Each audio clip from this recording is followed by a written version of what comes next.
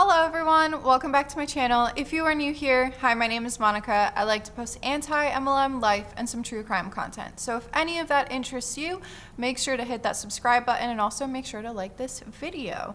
In today's video, I'm going to be talking about a specific person that one of you had asked me in my Tony Robbins video to cover, and his name is James Arthur Ray.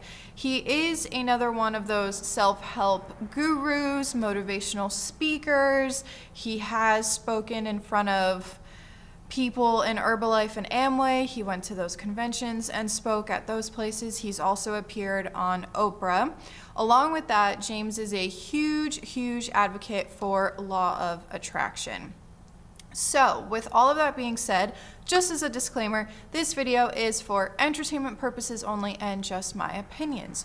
Do not come for me, James Arthur Ray. I do have to add that in there. Let's get into a little bit more about James Arthur Ray.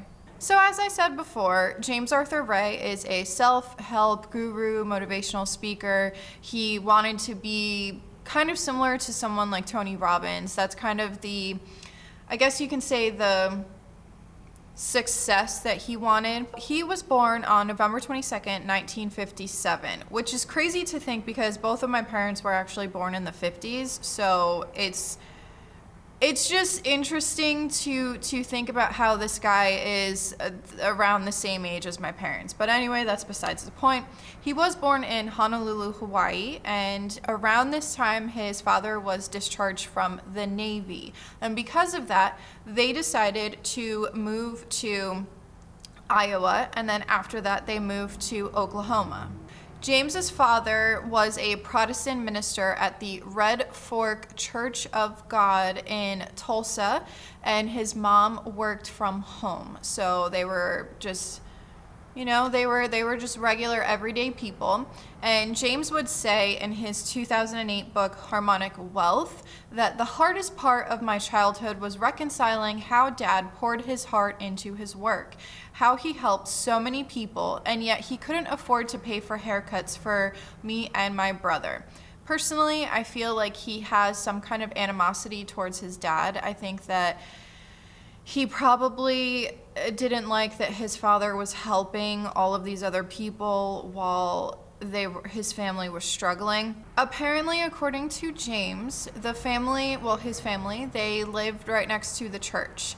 And because of his upbringing, he thought, quote, that here's what I know, it's a sin to be poor, end quote. I think that is one of the most backwards way of thinking, because being poor, like this, he must have been a really messed up kid to think that that's what a sin is to be poor. No, that is not. And this is coming from someone, I've talked about it before. I was brought up religious. I no longer practice, but no. At least in the religion that I was brought up in, trust me, there are way worse sins than being poor. And no, that's not how it works. No. So James would go on to say that he was the stereotypical nerd in school, that he was the scrawny kid, he was the kid with the big glasses, he wasn't very confident, he wasn't dressed that well, it was very, like raggedy clothes, that sort of a deal. However, now we need to take this with a grain of salt, because just because one of his old classmates comes out and talks to a newspaper or a news channel, something like that, just because they came out and said it, this next part that I'm going to say, doesn't necessarily mean it is true. James might be telling the truth, so I'm going to play devil's advocate here. But one of his classmates had told the Arizona Republic that James was lying about his rags to riches life. And this very same classmate actually said that he always dressed really well. He wasn't wearing the raggedy clothes. He was walking around with confidence. He was not this person that James perceived himself to be as a kid. And this very same classmate said, quote, It depends on what you call poor, but his dad made more than my family made. Now, whether that's true or not, I'm going to play devil's advocate. It can be someone, because this happens a lot, where people from someone's childhood, they try to ruin their reputation or ruin their image, I guess you can say. But at the same time, James could also be lying. So I'm taking this with a grain of salt. However, with what I know about James Arthur Ray, I would not be surprised if his classmate was actually correct in what he said. James would graduate high school in 1976, and then 2 years later, he would graduate with his associate's degree from, I believe it was a community college. I'm not 100% sure, so don't quote me on that. And James kind of became what he called in his one book, a work outholic.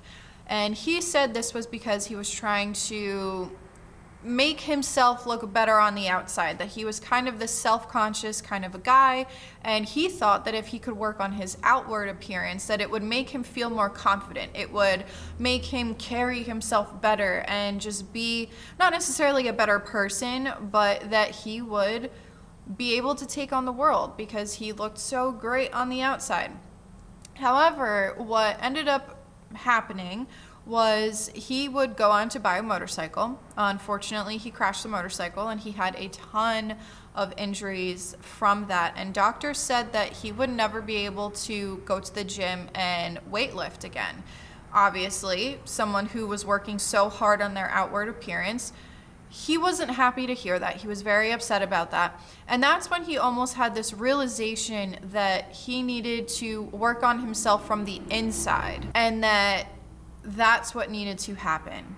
That your outward appearance is just that. It's just what you look like on the outside. But until you fix what you feel on the inside, then you're just looking for this superficial thing, which I would agree with him. I agree with him, because as much as at one point when I was with Beachbody, if you're new here, I was with Beachbody at one point, and as confident as I was with my outward appearance, I was not that happy on the inside. I had just recently, within the 2 or 3 years leading up to when I decided to start Beachbody as just a customer, not a coach, I had a really rough couple of years. And I thought to myself that if I can make myself look good on the outside, just like how James was saying, that if I can make myself look good on the outside, it'll make me feel good on the inside. While yes, it did help a little bit for me personally, it still wasn't 100% what I needed to do. I did need to focus on myself. I basically started doing like soul searching, I guess you can say, and that's when I finally kind of loved myself a little bit more, and I loved all of my flaws. So I can definitely understand where he's coming from with this. But anyway, let's keep going with the story. At the age of 26, James would get married to a woman who he got married to out of shame and guilt, because the two of them had sex before marriage, and because, in my personal opinion, I think it's probably because he was so devoted to his religion, or it was just because he was brought up religious, so he thought this was the right thing to do, was to get married. However, unfortunately, in February of 1987, their divorce was finalized. They decided that they got married out of no reason, really, and they decided to split up, which I can see. I think we can all agree that we can understand why.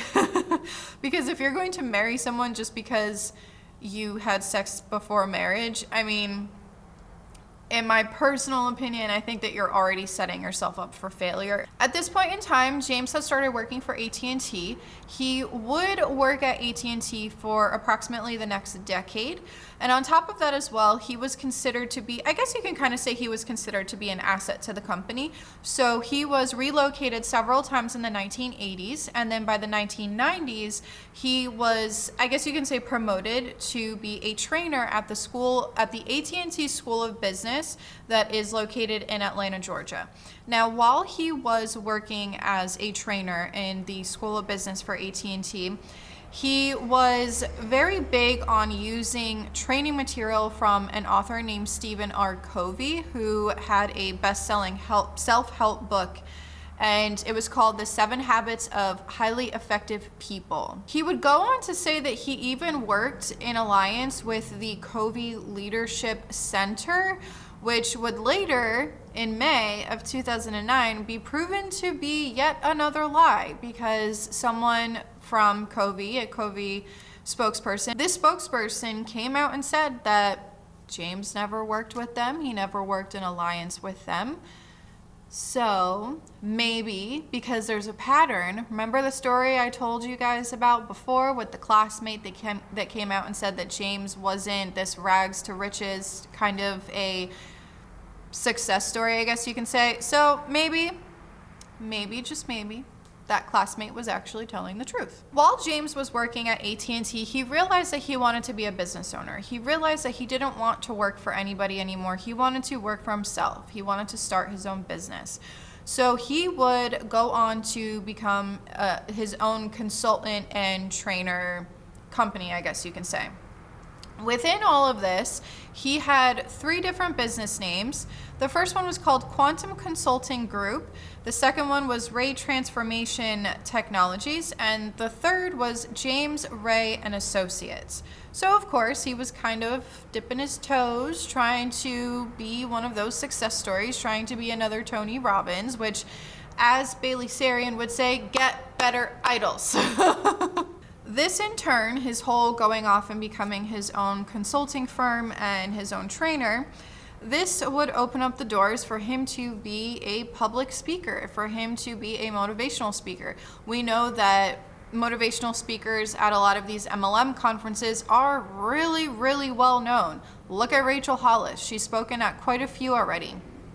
And this is just a very well-known thing that because being in 2 MLM companies, I'm not gonna lie, there is a place for motivational speakers, self-help books, and that kind of a thing. There is a place for it. However, in my personal opinion, the emphasis on it is to the point where it almost makes you feel like before you enter the MLM or until you start doing your self-development and that kind of a thing, that you're a horrible person until you do all of this in the MLM, and the MLM will shape you into this amazing person that you're supposed to be.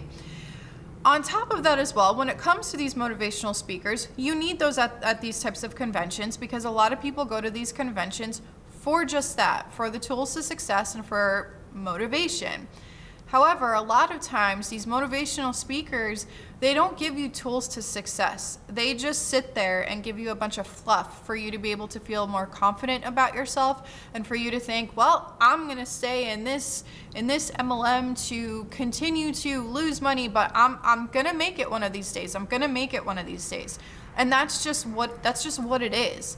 But with that being said, because I brought up MLMs, rude.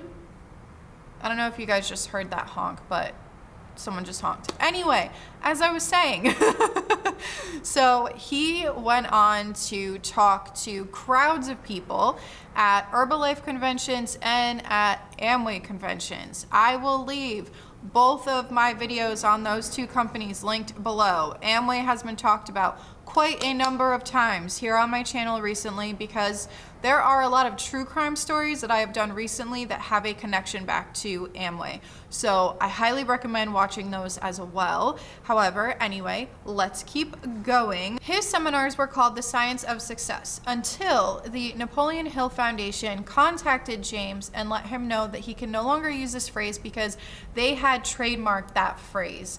And then between the years of 1996 to 2006, James would kind of be a little bit on a struggle bus. And he would later go on to say that with the tech crash of 2000, that brought him to his knees and it hurt his business. Now we're going to move on to the part of this video where it's a little bit sad because of certain things that happened at James's events or retreats, whatever you want to call them. So this portion is going to be when his self-help guru empire, I guess you can call it, kind of came to a crashing halt. In October of 2009, there was this retreat that he had called Spiritual Warrior. And it was supposed to be this retreat where people would find themselves. People would be able to become more motivated. They would be able to, I guess, just do a lot of soul searching. And they also paid $10,000 for this retreat. So that is a lot of money. But let's get into the actual story about what happened. The reason why I want to talk about this portion of James's story is, one, it's really messed up, but also because this should be an example, along with all of the other people that I've talked about over the last 2 weeks, like Tony Robbins, Brittany Dawn Fitness is another one, is you have to be careful with who you're following on social media, who your idol is. You really have to be careful because they can do more harm than good. I'm not saying that all self-help or motivational speakers or anything like that are terrible, because I do think that a lot of them start off with good intentions, and then greed and fame kind of get in the way, and that's when they forget why they started. And I will give all of them the benefit of the doubt that I do think that they started off with good intentions. In 2009, just like I said before, there was an exercise that James had for the people that went to this retreat, this seminar, whatever you want to call it. But they were known to shave their heads. They were known to fast the entire time they were there. And there was a sweat lodge which resulted in 3 fatalities, which we will go over a little bit later. But the morning of this sweat lodge, I guess you can say exercise, his followers returned to their small cabins at Angel Valley. And the night before, they had spent it fasting, and they were alone in the desert. And he called this their vision quest, so to speak. Their breakfast was vegetarian food, and he explained that vegetarians are not very grounded due to their lack of protein. But he would go on to say that this retreat wasn't supposed to be for them to be grounded. This was supposed to throw them off balance and that kind of a thing. Now, with a sweat lodge ceremony, there's supposed to be a training involved, because you have to be fully trained in the spiritual aspect of a sweat lodge, but you also have to be trained in basic safety of a sweat lodge, because these can be very dangerous. A lot of people, because of the high temperatures, they had impaired judgment, and this also in turn would cause people to make poor decisions. So it's the way that his sweat lodge was set up is not the way that a normal sweat lodge ceremony is supposed to go. And the ceremony can consist anywhere between 15 to 40 minutes inside of one of these sweat lodges that can get up to 150 to 180 degrees Fahrenheit, including dense humidity. So just imagine 150 to 180 degrees Fahrenheit and very, very heavy humidity. I wouldn't do it. I would never do something like that. With James's sweat lodge, the temperature had risen to approximately 200 degrees Fahrenheit. However, it could have been more or a little bit less, because nobody had a thermometer. So no one knew exactly how hot the sweat lodge was. And a typical sweat lodge ceremony usually consists of about 2 to 3 rounds. Most sweat lodges hold about 5 to 10 people. For Ray's, his held 75 people. James would go on to say that you're not going to die. You're not going to die. You might think that you are, but you are not going to die. Which, in my personal opinion, I think that giving a guarantee like that is extremely dangerous to say, especially if people are starting to have impaired judgment and are starting to feel like they're going to lose consciousness, because you're trusting the leader of your, I guess you could say, group to take care of you and to understand basic safety when it comes to a sweat lodge. So you might think, oh, well, I'm about to pass out, but he's telling me that I'm not going to die. So I'm just going to keep fighting it. I'm going to keep fighting it. I can do this. You can do this. Like, you're going to sit there and tell yourself that. So I think that that is very dangerous on James's part, that he even dared to say that you're not going to die. He would go on to also say that each participant should listen to their body. But if you're going to tell people that they're not going to die, then you're going to tell them to listen to their body. But if they're thinking that even though they feel this way, nothing bad is going to happen to them, no. But anyway, so he would say, quote, that they needed to surrender to death to survive it. So you're telling people that they need to listen to their body, but you're also telling them that they're not going to die. And then you're also telling them that they need to surrender to death in order to survive it. What kind of person says that to a group of people in a sweat lodge? What kind of person says that? But anyway, after he said all of these things, that's when they all entered the sweat lodge. There were issues in the lodge almost immediately. It was just there were too many things that were wrong with the sweat lodge. First of all, they had too many people. Second of all, the sweat lodge, typically a sweat lodge uses about 30 hot stones, but Mr. James here decided to use 100. On top of that as well, usually what they do is you take a ladle and you pour the water on each stone. James, instead of doing that, would pour buckets of water onto all of these stones, which created obviously more humidity.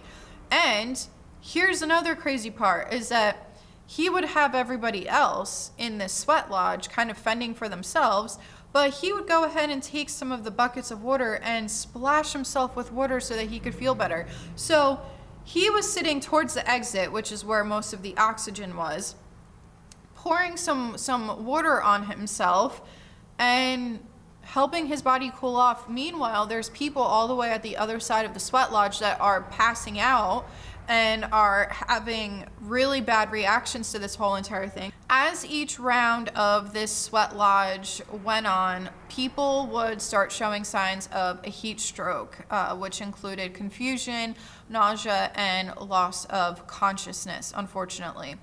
There was someone who was there by the name of Debbie Mercer, who was hired by Ray in order to pass the heated stones into the lodge. She said that after the first round, 12 people had left the lodge, and Ray would encourage them to return to it. And there was one woman who, when she left the lodge, she went on to say that she was disappointing James Ray, but she couldn't bring herself to go back into the sweat lodge because it was just too much for her body.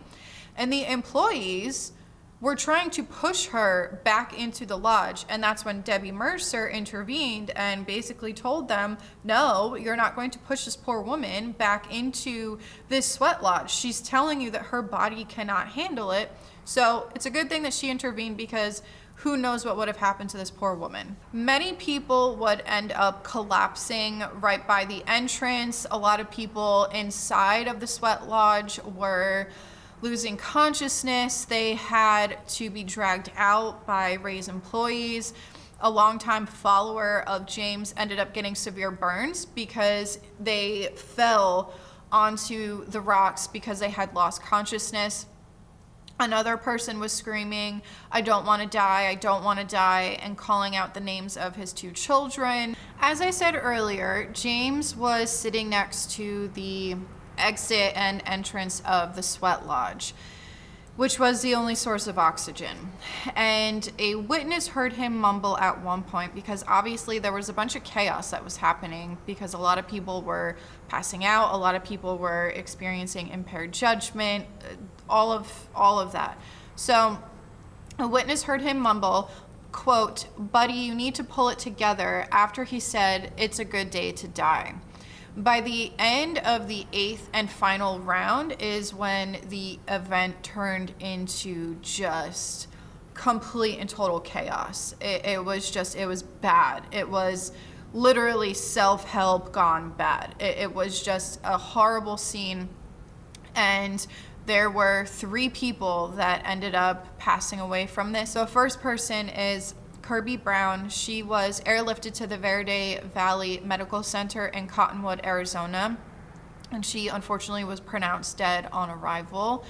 And James Shore, a 40-year-old father of 3 children, was found beside Kirby Brown and was in the sweat lodge and was actually holding her hand. Unfortunately, he dragged out a fellow participant and saving that person's life before going back in, and he was also found dead on arrival.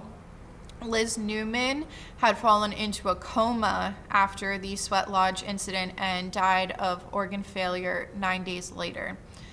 And on the day of Kirby Brown's funeral, James, held a seminar for the World Wealth Society, a members-only group where it costs $90,000 per person to join for an entire year. From what I've read, it seems like these deaths didn't affect him at all, and which they should. These 3 people died at your retreat, and you're the one that was telling them that everything was fine. But we'll get into the sentencing and all of that in a little bit.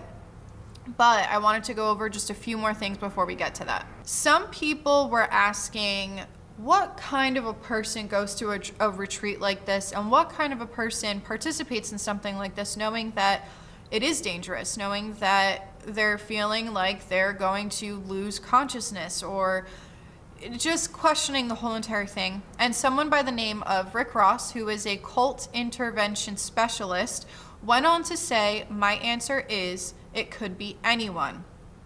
Rick Ross would go on to say that James Ray uses large group awareness training, where a single leader trains an entire group with a specific worldview. So, in my personal opinion, a cult leader.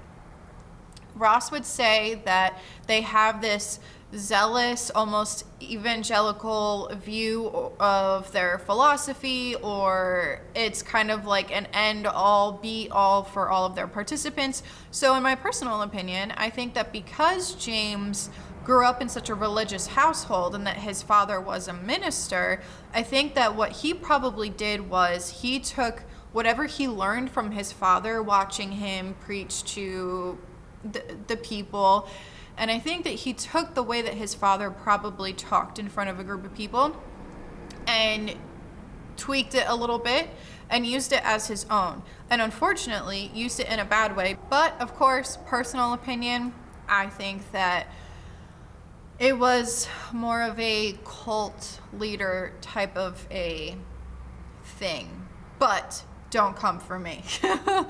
And Rick Ross also said that if something goes wrong, it's never the leader's fault. So that would be a perfect explanation for why James just didn't show any kind of, I guess, that he was at fault for the 3 deaths that happened at the sweat lodge.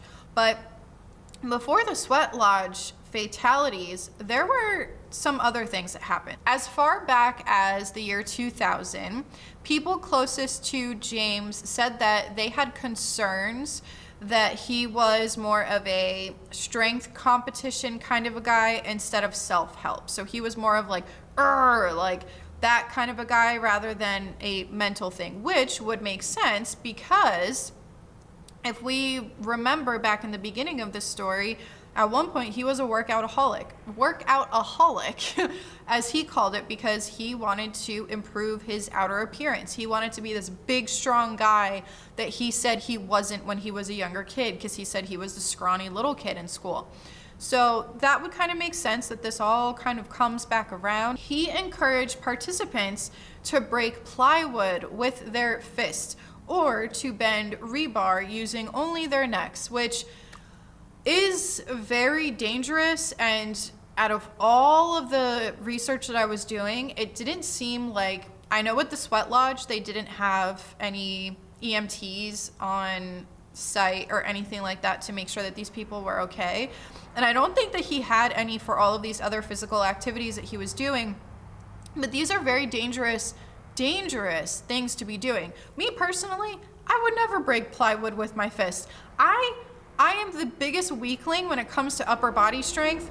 No, it would not happen. But all of these activities would obviously lead to injuries. So again, out of all the research I did, it did not look like there were any EMTs or help on site. In 2005, there was someone by the name of Daniel, I'm gonna pronounce this wrong, so I'm so sorry, Pfannkuch, I'm not sure if I'm saying that right, and he turned irrational and very violent after spending 4 hours in one of the sweat lodges that James had. James refused to call 911 and argued with Angel Valley, the owner of Angel Valley, which is where the sweat lodge was with the 3 fatalities as well. And he was very, very pissed off when the owner called 911 herself without having any regard for what James was saying. This person, Daniel, was rushed to the hospital and had IV fluids going into his body for hours. So, of course, we know that something had happened to this poor man. He was very disoriented, and this guy went from having a 6-figure income to being unemployed, unmarried, and homeless, unfortunately. This was the list of many who experienced these kinds of issues with Ray sweat lodges over the years. Just a few months earlier, James Ray had another exercise that was underway. There were exercises where he would have his participants act as if they were homeless. Soon after, one of his participants, a 46-year-old woman named Colleen Conaway, jumped to her death from a 4th-floor shopping mall, according to the one article that I was reading. And apparently, according to the lawsuit, Ray knew that she had gone missing, and he ordered the group of participants to leave the mall without her. And Ray and his employees did not contact police for 6 hours after her death. And that is how they were able to identify her, because they had her ID. So she was considered a Jane Doe until Ray and his employees called the police department. They also left very concerning messages on her cell phone. So I think they were just trying to set it up as it was an accident. It's not James's fault. He was concerned. But again, it's just personal opinion. When police went ahead and searched his suitcase in Sedona, they found a large collection of medications, which included testosterone, human growth hormone, steroids, and Propecia, which I'm not sure if I'm saying that properly, but it is typically used to treat an enlarged prostate and to also fight male pattern baldness. So, of course, we know that he was very big into what his outward appearance looked like. Because of several court rulings, the jury heard only some of Ray's problematic history with these sweat lodges, but it was enough to find him guilty of manslaughter. But after 10 hours and 4 months after his trial began is when the jury returned a verdict. The verdict was guilty on 3 counts of negligent homicide, which is a lesser charge than manslaughter. He was sentenced to serve, get this, just 2 years in prison, but he was released after 18 months in prison in July of 2013. Let that sink in, because I know people who have gotten charged and have been thrown into prison for much lesser charges, for literally the pettiest of things, and they're in there for a very long time. This, to me, anyway, okay, let's just keep going. So this is after all of this happened. This is after the prison, all of that, okay? So let's keep going.